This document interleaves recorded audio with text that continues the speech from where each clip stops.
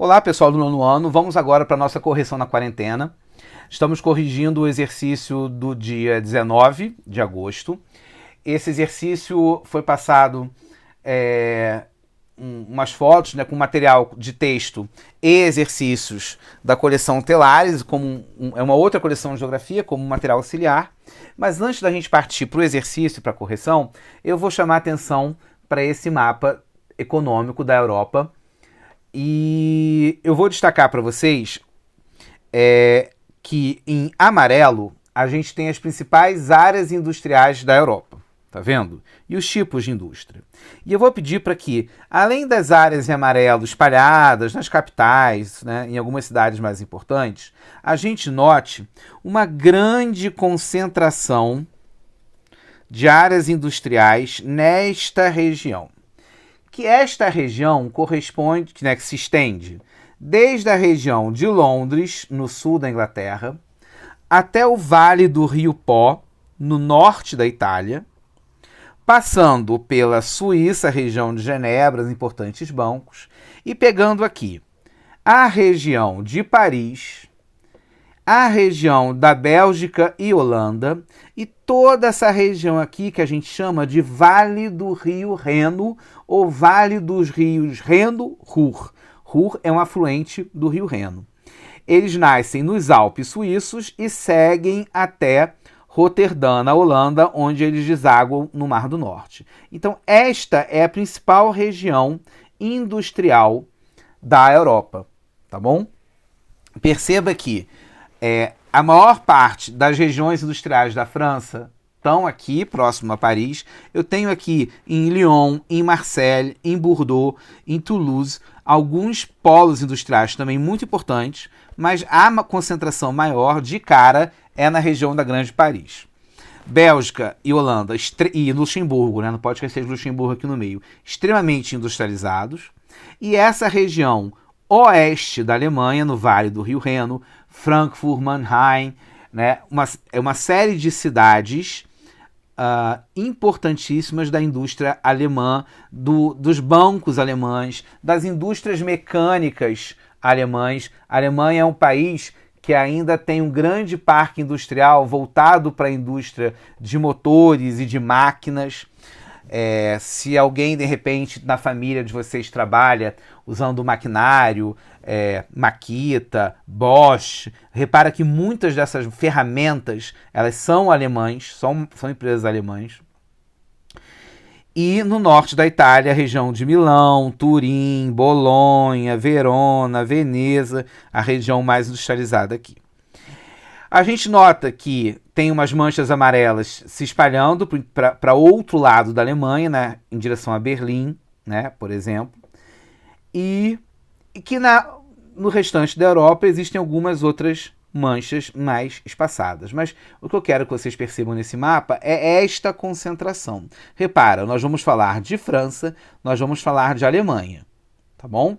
Que são os países que estão de um lado e do outro desse polígono, dessa faixa mais industrializada. Então eu tenho França de um lado, Alemanha do outro, Reino Unido em cima, Itália embaixo e na meiuca, Holanda, Bélgica, Luxemburgo e a Suíça, tá bom?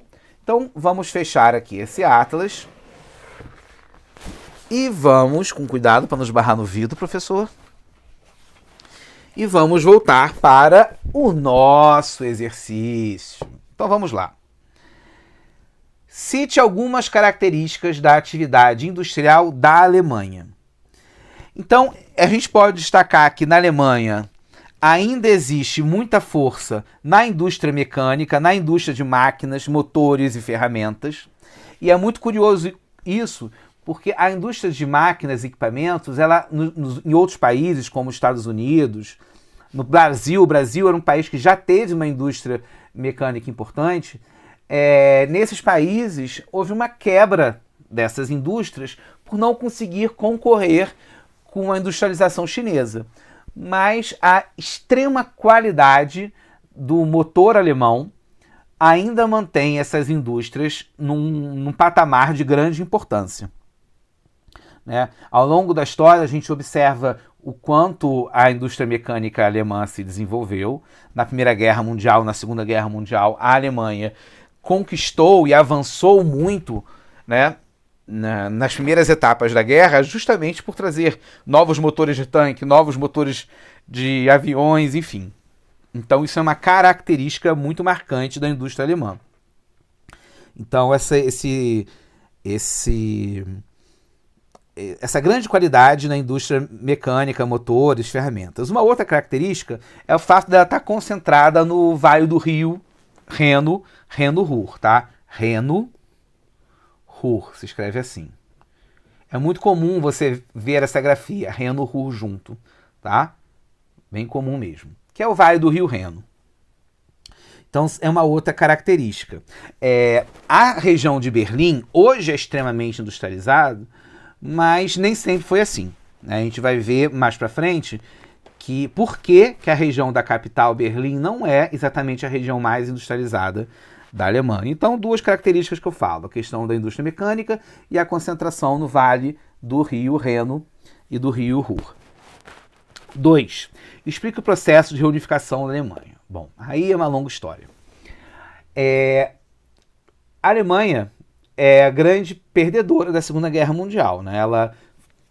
O nazismo alemão faz todos os genocídios e todos os crimes de guerra. A Alemanha é julgada num tribunal internacional, que na cidade de Nuremberg, na Alemanha. É feito um mega tribunal para julgar vários crimes de guerra e para decidir o que seria da Alemanha após a Segunda Guerra. E várias coisas são decididas, e uma delas é que a Alemanha seria dividida em 4 para que ela não voltasse a querer conquistar, né? Porque ela tinha perdido a Primeira Guerra, depois da Primeira Guerra teria que mostrar um comportamento de não agressão e de não desenvolvimento de exércitos, não faz isso. Então, para garantir que ela não iria novamente atacar a Europa, a Alemanha é dividida em 4. Para os 4 países que mais lutaram na Segunda Guerra: União Soviética, Reino Unido, França e Estados Unidos. A parte dos Estados Unidos, da França e do Reino Unido, logo depois, ela vai se reunificar em uma Alemanha.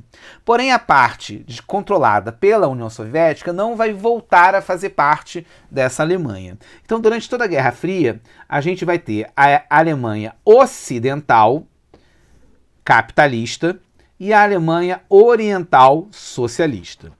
Isso vai durar até o final da década de 80, quando explode o processo de reunificação da Alemanha, que é um processo, na verdade, que era inevitável, sem dúvida nenhuma, já caminhava para isso, já tinha questões políticas e econômicas caminhando para isso, mas ele se deu tão rápido que foi uma grande surpresa. E é um dos marcos do final do socialismo e do final da União Soviética, poucos anos mais tarde, a queda do Muro de Berlim. Né? Então, o Muro de Berlim cai em 89 e no ano seguinte você tem a consolidação de todo o processo, né, na verdade, que vai durar um ano de unificação da Alemanha. Se não me engano, em 91 que ela oficialmente se reunifica. Eu vou checar essa data certa com vocês, se é 90 ou 91. Mas é um processo muito rápido, no final das contas. Tanto que as imagens do Muro de Berlim, que são muito recorrentes, talvez vocês já tenham visto essas imagens na TV, são imagens que surpreenderam muito o mundo. Eu me lembro, na época, de quando passou no Jornal Nacional, né, no Jornal da Noite, essas imagens, era meio que assim, como assim isso está acontecendo? Não é tão rápido, assim, não era para isso estar acontecendo, o que houve? Porque era uma das certezas que se tinha nos anos 80, era o Muro de Berlim, era a Guerra Fria, e a queda do muro é o maior símbolo do final da Guerra Fria e do que viria depois, que é a globalização. Tá bom? Então esse é todo o processo de separação e de reunificação da Alemanha. Essa reunificação política já aconteceu, o próprio papel da Alemanha dentro da União Europeia mostra o quanto a Alemanha está comprometida em ser um novo grande país e ser um líder dentro do bloco europeu, mas existe ainda algumas questões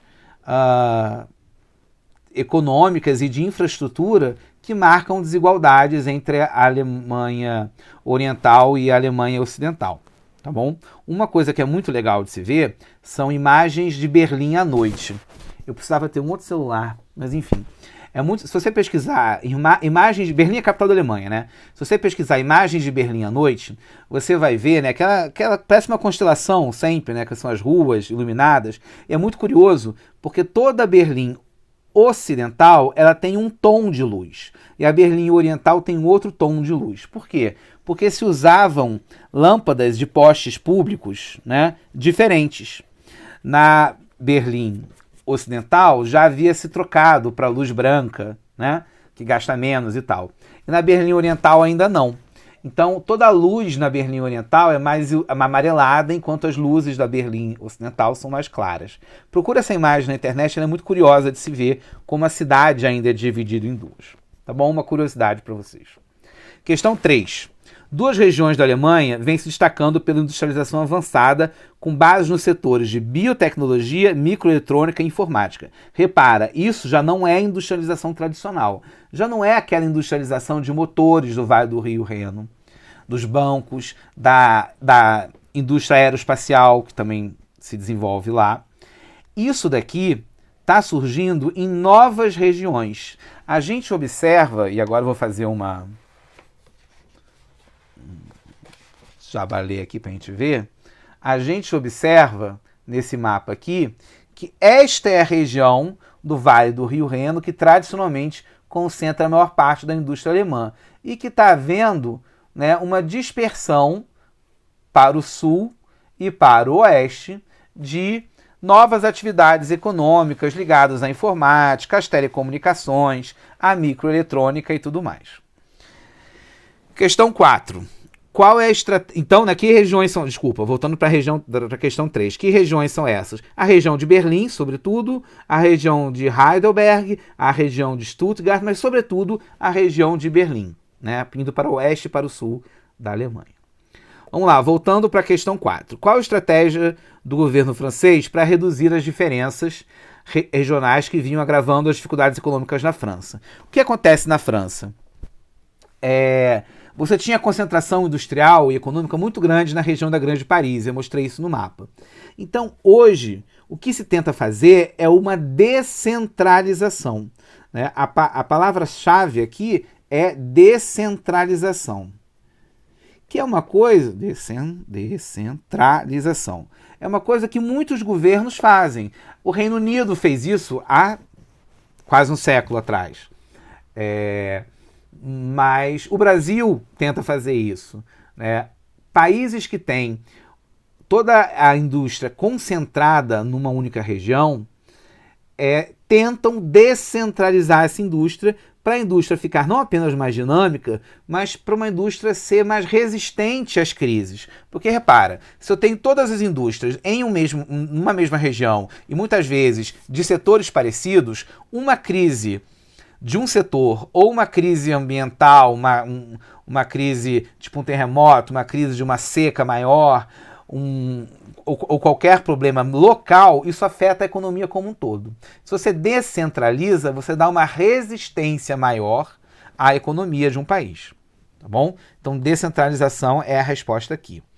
E 5, que indústrias se destacam na França e em que parte do território francês elas estão instaladas. Né? A gente tem a França, se destaca a indústria aeroespacial, sobretudo pela empresa Airbus, que é hoje quem mais produz aviões do mundo. A gente tem duas grandes empresas de aviões do mundo, a Boeing, que é americana, e a Airbus, que é francesa, ou indústria de aeronáutica, né, como você quiser chamar, aeroespacial, aeronáutica. A gente tem uma indústria mecânica muito forte também, a gente tem montadoras de carro, né, de automóveis francesas, a Renault, a Peugeot e a Citroën. A gente tem uma indústria mecânica, né, que eu acabei de falar. A gente tem também uma indústria química e farmacêutica na França, uma tradicional indústria farmacêutica e química. E a gente tem muita que pode parecer menos importante, mas a gente tem uma indústria do turismo muito forte na França como um todo e sobretudo em Paris, uma rede hoteleira absurda. Paris recebe mais turistas que qualquer outro lugar do mundo. E indústrias que a gente chama de indústrias de luxo. Então, por exemplo, champanhe, perfumaria, que são indústrias que têm um mercado cativo, é um mercado pequeno, mas ele é cativo, e também é uma característica muito grande da indústria francesa. Tá bom? Então, esse é a nossa correção de hoje. Qualquer dúvida, pode colocar aí nos comentários e eu espero ter ajudado vocês. Um grande abraço.